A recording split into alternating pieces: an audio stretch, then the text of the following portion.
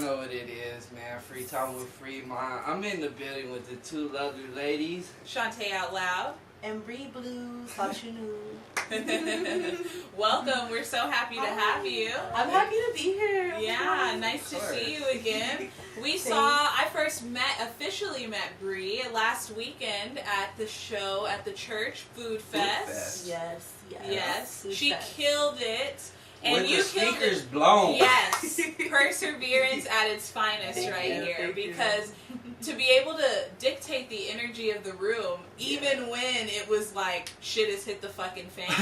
Right? It's amazing. I don't even know how I did that. I don't. You're a star. That's how you have it in you. Yeah, I've been doing spoken word poetry since senior year of high school, and I've been rapping since like my freshman year. So I was doing a lot of poetry shows with Movement B. Shout out to the bro Nate Howard. That's my mentor. Okay. And he's the one who really coached me and like got me comfortable to be able to go on stage. And with spoken word, it's a whole other ball game because it's you and your voice and what you have to say in the mic, and that's it. There's no beat. There's no there's none of that. Yeah. It's very, very powerful. And I don't know. I guess I just because of what was happening, and because I knew I had to like figure out a way for me to not have wasted my time coming to that, and not working but being there and just making the most of it. Yeah. I just tapped into that, and that goes out to him and me having that background to kind of fall back on.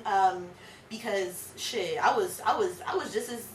I was scared. I was mad. Like all these emotions. I appreciate that. I was surprised at how many people were giving me love. Like I had people coming outside. I was getting like a little tarot card reading, and people were coming outside talking to me or recognizing me from in there. They're like, "Hey, you did really good," and all my friends and you guys and just people that I didn't even know, that were just there, were just giving me mad props, and I was just like, dang, like the show was to me it was like a damn near a flop, but I guess that really did save it for me. You did. Yeah, the energy. Yeah, you went in with the intention to still give it to them, and you gave it to us. So it worked out wonderfully. Thanks, appreciate that. Yeah, no. So tell us a little bit about your background. I know you said you moved away before we started filming. Where did you go? So I'm born and raised from San Diego, California. My dad and my mom, they're both. My mom's from here. My dad's from Roanoke, Virginia. So that's where I went. I've actually moved away probably like twice. The first time was to stay with my dad temporarily. I stayed out there from North Carolina. I was actually in North Carolina, Greensboro area. Then I moved to Roanoke, which is like a small country town. Ridiculous. It's like what I say. It's like a little city in like the middle of the forest. Right. Like I would wake up on the way to work, see deers just running. I'm like, I love deers. But it was definitely a good, like it was like a sweet escape because like to get away from everything. I was going through a lot before I moved. It was fun, and to be honest, like I had dropped Whipped Cream a few months before I had left. Whipped Cream is still to date like one of my most popular songs, and I kind of like went on a hiatus since then. I was writing stuff. I was still active like in my life, but I wasn't dropping stuff, for fans. Mm-hmm. But when I moved there, my uncle had a studio in my dad's room, in his room, and then he also had his own little hookup in Charlotte, where his house is. Then he had me go on to like trying to think of the name, Chop House. I don't know if y'all heard of Chop House, but they got one in Atlanta and they got one in North Carolina. And they're actually some really dope producers, engineers. They've worked with a lot of dope artists. So I was going there to get my stuff mixed and recorded. Wow. So just all that stuff, my uncle was like investing time and energy and money into me. So that's what really made me be like, okay, this is what I want to do, because I wasn't working for a long time. I probably went there and worked for like 2 months out of the 7. So that whole time I was just writing music, just kind of healing myself and just really zoning in on what I wanted to do. And I wanted to go back home so bad, man. I spent my birthday out there, snowed in, no taco shop, no sun. I was dying. But I made it happen, and I'm glad that I did that, because I feel like if I didn't do that and I didn't get away for that short amount of time, like I would not be as focused and driven as I am now. I feel like I would have probably gave up a while ago, but kept it pushing. Glad you didn't. That's amazing. Glad you didn't. So how did the move affect your music? Did it change it at all? Did it make it, it sounds like you were super focused and really zoned in on what you were trying to do. So did your music become a little more serious as far as content was concerned? Yeah, I definitely do, because like at that time I went through like a huge heartbreak right before I left. That's kind of what a good story. Right? Always a good story. That's really what influenced me to leave. So that being said, I was writing a lot of like salty female rapper shit, which is like my main. That's like my main category. If you ever want to categorize me, just say she's just Bree Blues. Maybe that's your category that you made up. That's my lane. That's my lane. So I was just out there writing that. I was writing a lot of serious music because I was going through such serious shit. Like, so I definitely was tapping into some shit that I listen to shit that I wrote now when I still perform that at open mics and stuff, and the response that I get is ridiculous, you know, and like even my friends, like the stuff that I was writing while I was there, you know, like that's still like their favorite songs or whatever. So it's like, yeah, I definitely was writing serious music, and then the fact that I was able to record whenever I pretty much wanted to. Like, not that I can't do that here, but, you know, I wasn't paying for nothing. Yeah. I was either in my uncle's house. Like, I literally moved with him right before I moved back home for, like, a few weeks to a month. And every day I would wake up, get dressed, just so I could look cute for, like, when I post videos and stuff. But then other than that, I'm in the studio working all day until I'm tired, smoking, whatever. And he's just coming in whenever he feels like it, just you know, whoop-de-doo. So I can kind of actually, like, rough mix myself. And I could definitely record myself. Like FreeMind can leave me in here for a day, and I'll come up with the whole EP. I'm not even lying. Leave me some beats, it's an EP. FreeMind Bree Blues is honey. Literally, I'm not even joking. So that's just how I am, and definitely being out there made me that kind of artist. So just being able to work as much as I wanted to, and then all the things that transpired while I was there, like it was a big inspiration. I'm pretty sure I'm gonna touch base on it later on in life. Right now I'm just like right now I'm in my own zone, but I'm pretty sure I'm gonna look back at it in life and be like, dang, like I gotta touch base back on that. Right. One thing I like about you is you are talented, and your talent holds merit. I think a lot of females out here who are doing this thing aren't doing it the way Bree is doing it, okay? And I like that your focus is the music. Yeah. A lot of these girls today, the focus is being a bad bitch. And kind of, well, my looks are going to kind of take me the rest of the way. Yeah. And you're coming in where my music is all I need to take me there. Confidence. And that's it. It's obvious, though. Copy shit. Yeah. I was going to say, too, like, I literally made a song. You remember that song? No, I ain't a bad, not confident. No, I ain't a bad bitch. Had to tell him I'm a queen. I made a song about that a little bit after I made with Cream. I performed that when I performed with Young Jig and opened up for Ray Shrummer, like, in 2014. But, no, I feel you there. And to be honest, like, I grew up, when I was growing up, like, I used to get teased all the time. Like, I still be getting roasted now, but it's all love. I ain't tripping. But, you know, like, I definitely, I've always, like, you know, I've always been told, like, you know, you're a pretty girl, you're a beautiful girl, whatever, but I don't know, I've never been a fan of that being, like, that's it. Your compliments. Yeah. Because it's, like, it's cool to look good, but I don't want, like, I feel like when you're all you're focused on is, like, your beauty, like, your physical beauty, then it's, like, you become a little shallow. Yeah. I'm not shallow at all. You don't want to make shallow music. I mean, I've tried, trust me, I've tried. It's one of the hardest things I've ever had to do. Yeah. Like, and I'm, like, my whole meaning or reason of doing music is because I have a message, because I want to inspire other people to do what they love, and then to pass, not only to just inspire them, but for them to be so inspired that they want to inspire other people, and so on and so forth. Like, I'm on a, like, a what is it, pay it forward type of thing. Wonderful. That's my So right. I don't know. And that's one thing I love about Pure Ecstasy. Can we talk about it? Let's talk about the latest. Matter of fact, I bought you guys a gift. What? I'll sign these for you when we're done. Oh, yes. Hard copies, people. This is what I love. Street work. Yes. Shout out Street Illustrated for the printed CDs. Street work. You always gotta have street work. I love Pure Ecstasy. $5 hit me if you want one. There you go. I love it because it's so real. It's so personal. It's so raw. I can listen to this album while I paint. I can listen to this album, you know, while whatever the bevy of things I might be doing, and I can relate to it. on a lot of different levels. As a woman, as a person who's young and trying to make moves out here.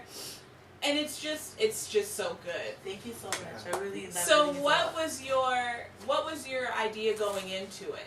Putting this album, the EP rather, together. So I have I've just talked to a lot of artists. I've been through a lot, and I've really only been doing music. I would say since I dropped Whipped Cream, that was when I pretty much like started my journey, because I dropped a few 2 tracks maybe before that, but Whipped Cream was my first original song, my first real single, I guess you could say. So that's when I really started, and ever since then I've really been going through a lot. I done been intern, I've been an intern for a label that wasn't a major label, but they had a major artist. So I've been on tour, I've been looked at by a label. I've been doing shows. I've been to open mics. I've went through a lot that I feel like a lot of artists probably haven't went through that. I've been doing it for so long. I feel like it's happened so fast for me. So I feel like, and then on top of that, just talking to a lot of artists out here, because I know a lot of artists that are working out here and making moves, and I feel like but I never had a full body project. The last project that I had, I sent to FreeMind. FreeMind gave me hard copies, but it wasn't even a mixtape. I said it was a mixtape preparation, but I never got to it because I ended up getting the internship and going on tours, so I never got to the tape. But once I moved back home, I was just I have to do something.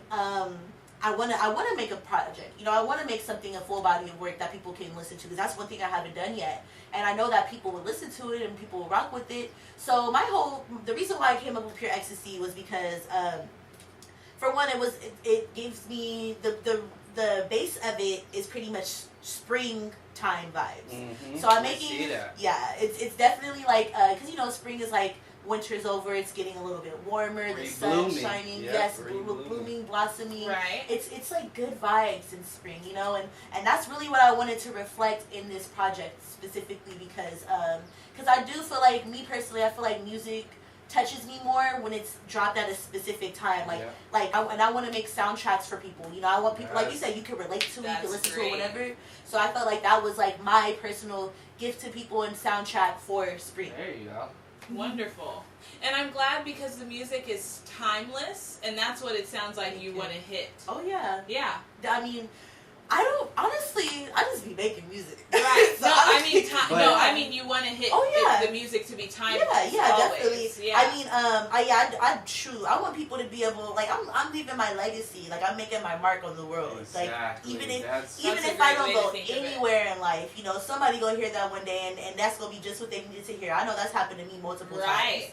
So I just want to make good music that people can relate to, that people can listen to, that will make them feel better, that will make them feel something, even if it's something that's super ratchet. And that they feel.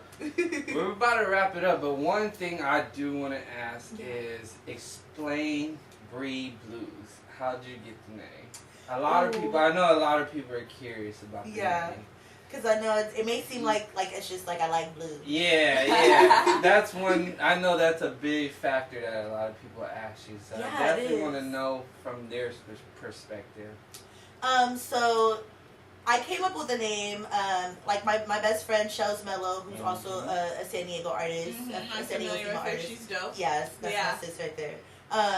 She, she was booming when we were in high school. Oh yeah, and she has a name for herself. Yeah, and I was just starting to I had just started writing, and I met her a year after I had just started rapping, and I heard that she was rapping, and she's been a very big influence on me as an artist. Even from just being my friend to supporting me to recording my shit. I recorded with Cream at her house, and she mixed it and everything. So she's a big influence on me as a person and as an artist. And her name is her nickname. Mesh with something that she feels represents her. So and I have a couple other friends who make music that have that same thing, where it's their real name incorporated into their name. Right. So I was just thinking okay, I know I want to have Bree in my name, right? Because I've had a couple names. I went from Breenie. We all go through that. Right? We all go through that. A couple names, and I was just but I finally stuck with Bree Blues because I just was thinking about it. I know I want Bree in it because that's what pretty much everybody calls me. And I was okay, but what really can I identify with? What really like describes me, like that can go after that or before that, you know, just thinking. And I thought about the blues genre. Oh yeah. And the blues genre is so deep and like deep. Very like, emotional. And some people say it's sad. I don't want to say that it's sad. To me, it's not sad. I just feel like it's very deep and emotional, and it's just it just touches a part of you that like you know like you just didn't even expect to be touched. And I feel like because I'm so in tune with my emotions, because I'm so deep, and I'm just not whatsoever just a shallow person. And I'm just so I don't know, just alive. Yeah, I just feel like that fit me perfectly. And then on top of it is blue, so I'm like, so I just really, and that's when I was like, okay, well, blue, you know. So that's when I started messing with blue. I wasn't even like, I don't even remember what my favorite color was before that, but now it's blue, definitely. Yeah. But that's really where it came from, just because I feel like the blues genre, and I don't even listen to like a whole bunch of blues, but I do, you know a lot of blues. I do listen to some blues. Yeah, exactly. And I know what it means, and I know that genre, like what that genre personifies, and I feel like that. Me as a person, I feel like I represent that in my music. So that's why I came up with it. That's how I came up with it. So there you go. There's the explanation that y'all been wanting to know for a minute now. But we about to wrap stuff up. We about to let her we're gonna close out and let her have some last words. So, would you like to say anything before we head out? I just want to say thank you guys so much for having me. Worries. This is so dope. We've been wanting to get you on here. So. Definitely. Yeah, and I'm glad that you guys like the show. Hopefully y'all listen to the CDs. I'm going to sign them for you. So you have them, because they're going to be worth like millions of dollars. I know. I was just thinking eBay, Amazon. Yeah. Where can we sell this? I have her signature too. Right? So. You gotta put the camera on now. We done. But go ahead and tell them some where they can find you on the internet too. Okay, so literally, if you want to follow me on Instagram, Snapchat, and then Twitter, I'm very active on my Snapchat and really active on my Instagram. Those are the best two to follow me on. But it's Bree Blues, so BRYBLUESSS on everything. BRYBLUESSS. It's all gonna be below. Yes. And you can always follow me on Instagram or Twitter, ShawnteOutLoud. Also, always listen to Sauce Podcast. Shout out Sauce Podcast. Sauce Podcast on Twitter and Instagram as well. And make sure you book her to host the next show. She's very good at it. Yay! Please. But till then, y'all know what to do. Go ahead, like, subscribe, comment, share. You know the whatever I say all the time. So, but till then, we out. Till then. All right. Bye. Thank you.